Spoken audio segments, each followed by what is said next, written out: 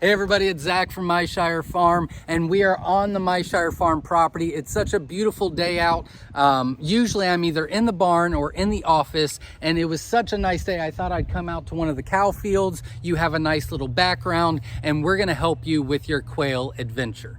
Today, we're gonna talk about one of the most important topics, and I promise, I can guarantee that this video, if you watch it, is going to help you along with your quail adventure almost more than any other video I have ever done.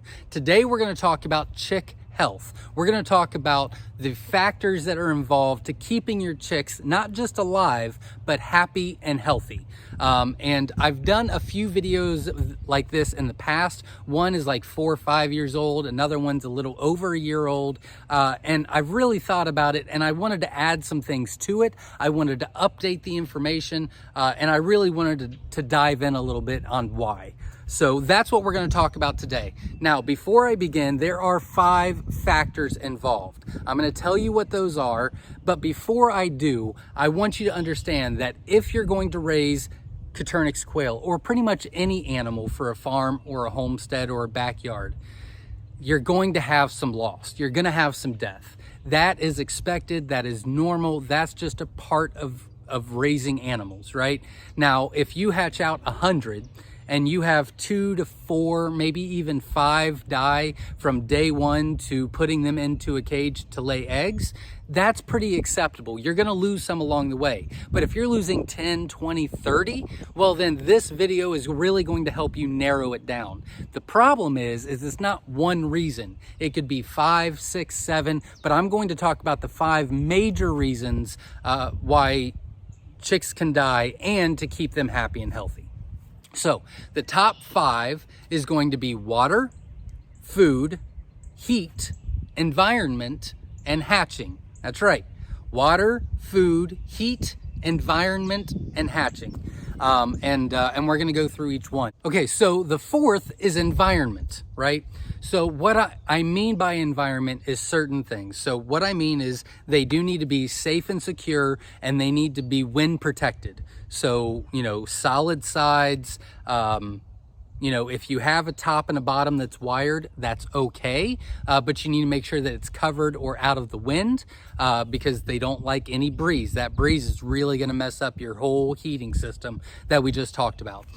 So, you know, you can put some boxes on top, obviously let some air flow through, but, you know, you want to contain that the first couple of days. And we've got a brooding system video. If you type into the YouTube search bar, brooding system by Myshire Farm, that'll actually show up, and it'll show you our actual breeding system and what we use and all of our equipment that we use. Also, you want to make sure that it's 6 chicks per square foot. So when you put them in a brooder, it doesn't matter the size of the brooder, how big, how small, what kind, you know, rubber or metal or wood, it doesn't matter. It's 6 chicks per square foot. After 3 weeks old, they move to a cage, and they can go to 3 quail per square foot. But 6 chicks per square foot is ideal for Coturnix quail babies. So you want to make sure that the heat source is kind of in the middle. You don't want it to the side. You want it in the middle so they can spread out everywhere. Again, you want the food and the water for the first 5 to 7 days very close to the heat source, and start backing that up every day. And so the environment is very important. I don't recommend you putting them on wire right away. We use blue paper towels, like shop towels, mechanic towels.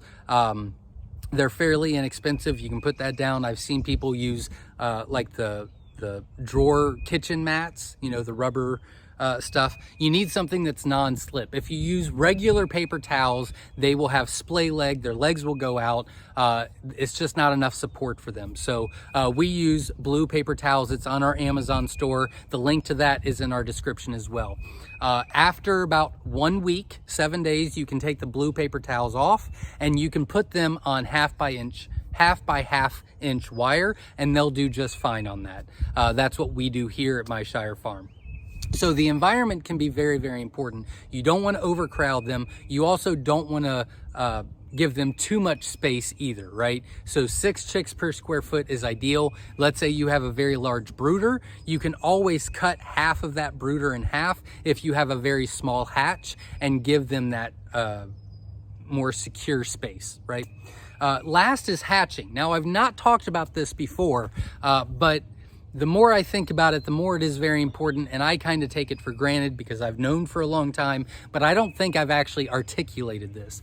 The hatching process is very, very important for Coturnix quail chicks' health, happiness, and to keep them from dying, right? So what I mean by that is if they hatch late, so ideally you want them to start hatching on day 16, a big hatch on day 17, you know, a good hatch on day 18, and maybe some stragglers on day 19.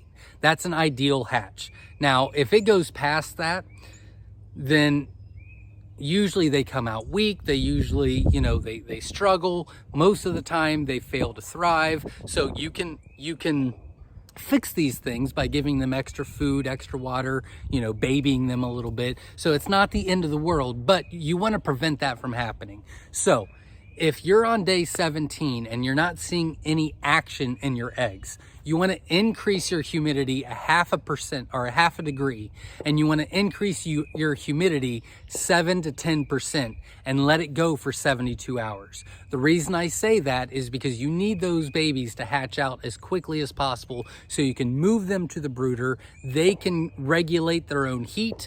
They can eat and drink whenever they want. But if they're struggling and it's late with them breaking out of that egg, they're using all of their energy to break out of that egg, and they're going to come out very, very weak. So the hatching process is very, very important for the actual brooder setup and success. I hope that helped. If you have any questions, I check our YouTube comments daily. Feel free to comment. We'd be happy to help you. Remember, every Sunday we go live at 7 p.m. for a live question and answer. You can always join there. We have a lot of fun. A lot of people ask questions, and we help as many people as we can with their quail adventure. But thank you very much for watching. Hopefully you liked the view, and we'll see you next time. Stay safe, everybody.